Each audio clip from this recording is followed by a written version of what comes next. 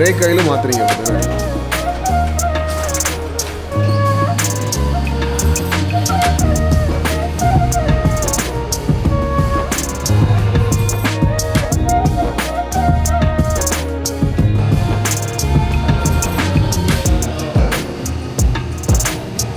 மொத்தத்தில் பில்லு வந்து 3232 ரூபா.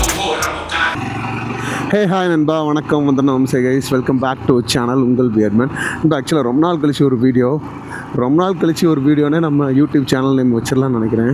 அது கூட நமக்கு ரொம்ப அழகாக பொருந்தும். ஆக்சுவலாக நம்ம இப்போ எங்கே போயிட்டுருக்கோம் அப்படின்னா, திருநெல்வேலி வரைக்கும் போயிட்டுருக்கோம். டிஜி மோட்டார்ஸ் நம்ம ஹிமாலயன் ஸ்கிராம் வந்து கிட்டத்தட்ட 33,000 கிலோமீட்டர் ஓடிடுச்சு. நியர்லி 34 ஆக போகுது. ஆக்சுவலாக 34,000. ஆக்சுவலாக நமக்கு வந்து ஃபஸ்ட் டைமாக நம்ம வந்து செயின் ஸ்ப்ராக்கெட் மாற்ற போகிறோம்.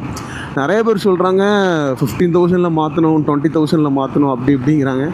ஆனால் நமக்கு தெரியல. அதெல்லாம் நமக்கு இது வரைக்கும் அப்பப்போ டக்குன்னு சவுண்டு வரும். நம்ம ஒன்றா லூப் ஸ்ப்ரே எடுத்து அடிப்போம் க்ளீன் பண்ணிவிட்டு. அதுதான் பண்ணியிருக்கோம். கிட்டத்தட்ட 34,000 நம்ம வந்து சேஞ்ச் பண்ண போகிறோம். அதுக்காண்டி வந்து நம்ம இப்போ எங்கே போயிட்டுருக்கோம் அப்படின்னா, திருநெல்வேலி டிஜி மோட்டார்ஸ் போயிட்டுருக்கோம் நண்பா.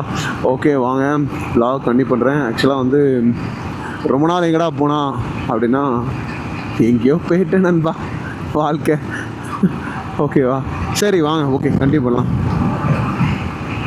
எப்படி இருக்குது அப்படின்னு கேட்டிங்கன்னா, என்னை பொறுத்தவரை வாங்க ஓசில் எப்படி இருந்துச்சோ அதே மாதிரி தான் எனக்கு இருக்கிற மாதிரி எனக்கு ஒரு ஃபீல் இருக்குது. பெரிய எந்த பெருசாக வந்து பவர் கம்மியாகவோ அந்த மாதிரிலாம் எனக்கு பெருசாக ஃபீல் ஆகலை. ஒரு வேளை இது என்னுடைய ஃபஸ்ட்டு பைக்குங்கிறனால, ஃபஸ்ட் பைக்னால் இது என்னுடைய 3rd பைக்கு. 2 பல்சர் முன்னாடி வச்சுருந்தேன். என்னுடைய ஃபஸ்ட்டு வந்து ஒரு 400cc பைக்குங்கிறனால எனக்கு அது பெருசாக தெரிலையா அப்படிங்கிறது தெரில, இல்லை நான் பெருசாக ஓட்டலையா அப்படிங்கிறது வந்து எனக்கு தெரில. ஆனால் எனக்கு வந்து எந்த வித்தியாசமும் இல்லை, அப்படியே தான் இருக்குது, நல்லா இருக்குது. ஆனால் என்னென்னா, ராயல் என்ஃபீல்டை பொறுத்தவரை நான் பார்த்த வரைக்கும் சர்வீஸ் கொஞ்சம் பேட் நண்பா. நான் ஃபீல் பண்ணது அது எதனால் அப்படின்னா, அவங்களுடைய இது வந்து ரொம்ப பெருசு மார்க்கெட் வந்து. அதனால் அவங்களால வந்து அந்தளவுக்கு ஒரு குட் சர்வீஸை கொடுக்க முடியல அப்படிங்கிறது என்னுடைய தாட்டு. கண்டிப்பாக அவங்க அதை ஒரு சூப்பராக கொடுத்தாங்கன்னா இன்னும் செமையாக வருவாங்க ராயல் என்ஃபீல்ட்.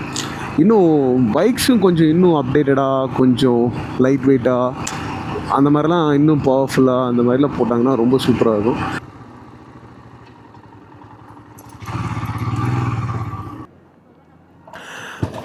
ஆனால் இங்கே ஒரு 500ண்ணே.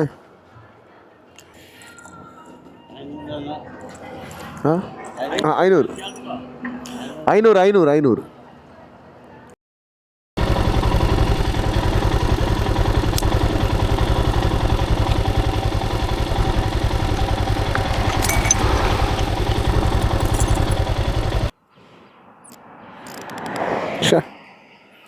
லாக் ஆக மாட்டிக்க, ஏன்னு தெரியலையே.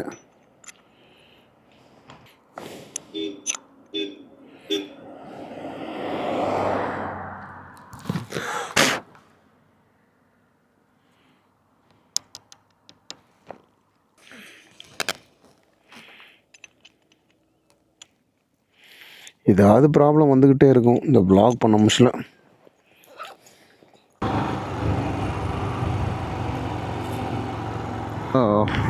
மவுண்ட்டை வந்து கொஞ்சம் டிஃப்ரெண்ட்டாக மாட்டியிருக்கேன். எந்த அளவுக்கு வேலை செய்யும் தெரியல, பார்க்கலாம். பைக் வேலை செய்யுது.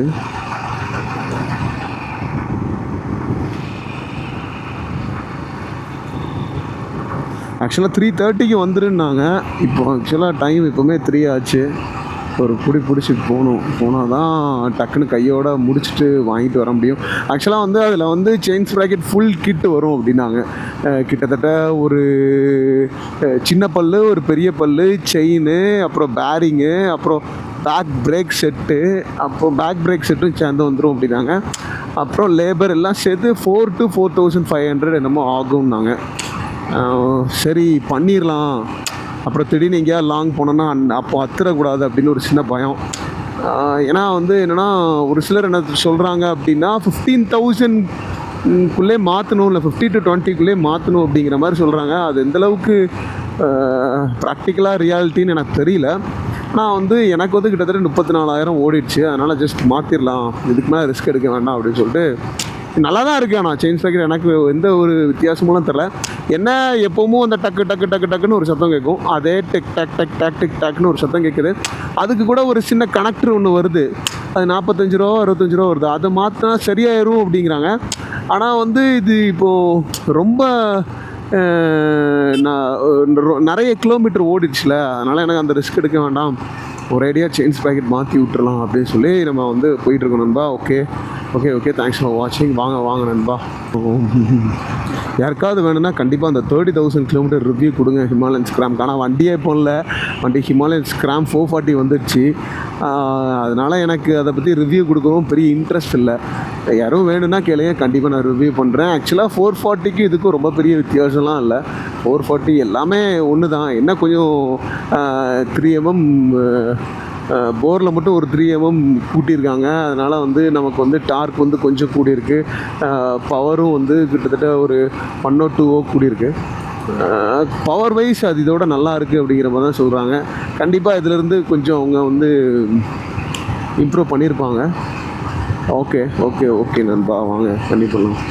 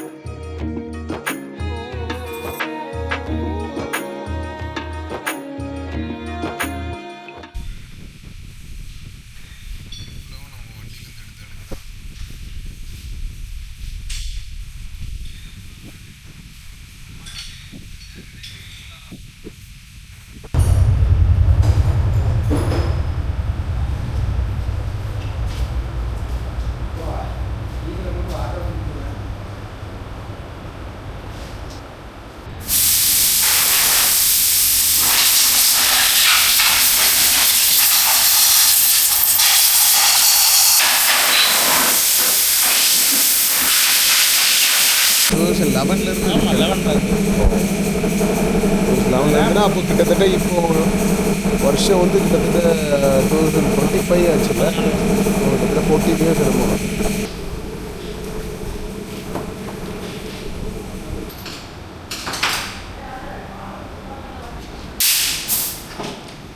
அது பெட்ரோல் வச்சு கழுவி போடுறீங்கன்னு.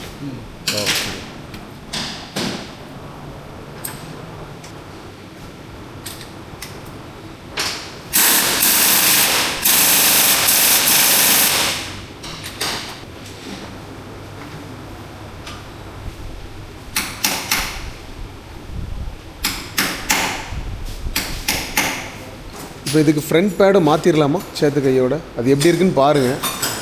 நல்லா இல்லைன்னா அதையும் மாற்றிடுங்க, நல்லா இருந்தால் அது இருக்கட்டும். நல்லா தான் இருக்கா? இதுதான் நம்மளுடைய பேக் பேட். இது தேரை பொறுத்து அளவு செயின் ஸ்ப்ரைட் கிட்டோட அவங்க பிரேக் பேட் அந்த பேரிங்லாம் வந்துடும். பேரிங் வந்துடும். Okay okay.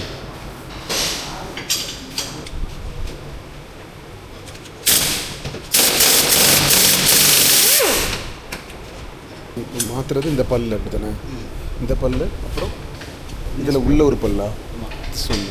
ஓகே, அப்புறம் பிரேக் பேடு அப்புறம் இதில் வர ஒரு பேரிங், இதில் வர்ற ஒரு பேரிங்கா? ஓகே.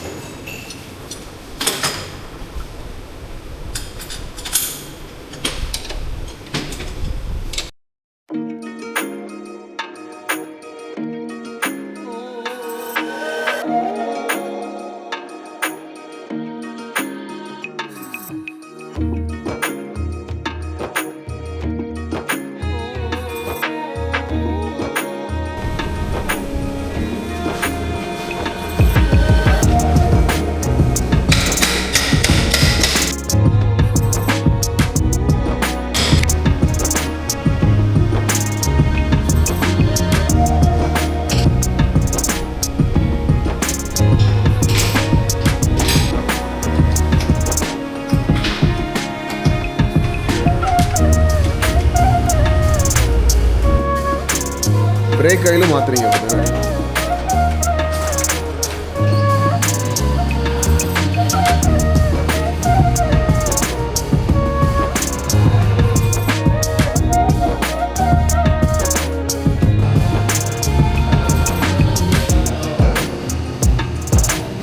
இந்த மொத்தத்தில் பில்லு வந்து 3232 ரூபா.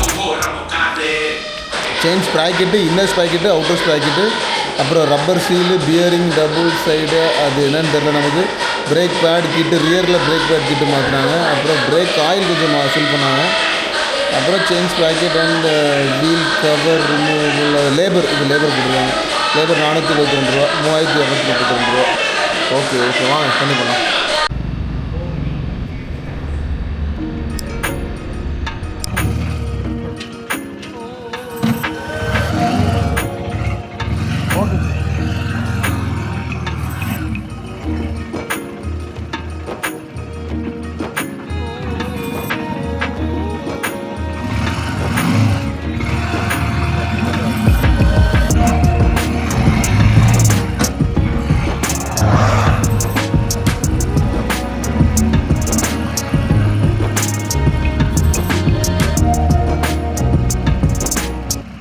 வந்து என்னெல்லாம் மாற்றினாங்க அப்படின்னா, செயின் ஸ்ப்ராக்கெட் மாற்ற வந்தோம். அந்த டக்குன்னு சத்தம் கேட்டுச்சு. கிட்டத்தட்ட நமக்கு 33,000 ஓடிடுச்சுல, ரைட்டு மாற்றிடலாம் அப்படின்ட்டு வந்தோம். செயின் ஸ்ப்ராக்கெட் வந்து செயின், அந்த அவுட்ரு ஸ்ப்ராக்கெட்டு, பெரிய ஸ்ப்ராக்கெட்டு, அப்புறம் அந்த இன்னர் ஸ்ப்ராக்கெட்டு, அந்த அவுட்ரு ஸ்ப்ராக்கெட்டுக்குள்ளே ஒரு பேரிங் ஒன்று இருந்துச்சு அது. அப்புறம் அந்த பிரேக் ஆயில் கொஞ்சம் ரீஃபில் பண்ணாங்க. அப்புறம் தென் வந்து அந்த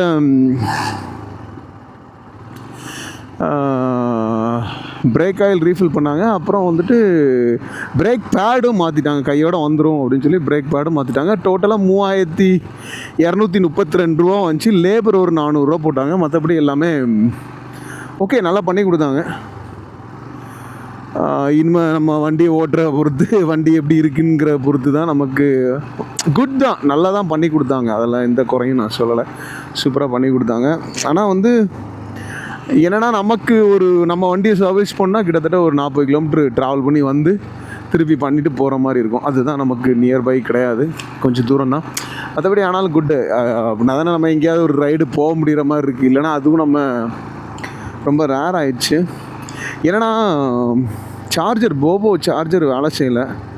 அதுதான் இப்போது அதுக்கு ஒன்று வாங்கினேன். ஆக்சுவலாக என்ன வாங்கினேன் அப்படின்னா, ஆன்லைனில் வந்து இந்த ஸ்பார்க் வாங்கினேன். திஸ் ஒன், அந்த ப்ரோட்ரானிக்ஸ் அப்படின்னு சொல்லிட்டு அதில் ஒரு இது வாங்கினேன்.